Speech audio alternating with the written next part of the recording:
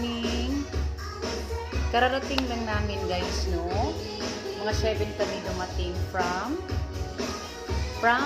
Karaskat. So, hindi ko nabigyan yung sarili ko mag-exercise. Kahit nakakapagod guys, mag-exercise talaga ako ng 30 minutes. Dancing. Kasi oh, yung tummy ko napakalaki na.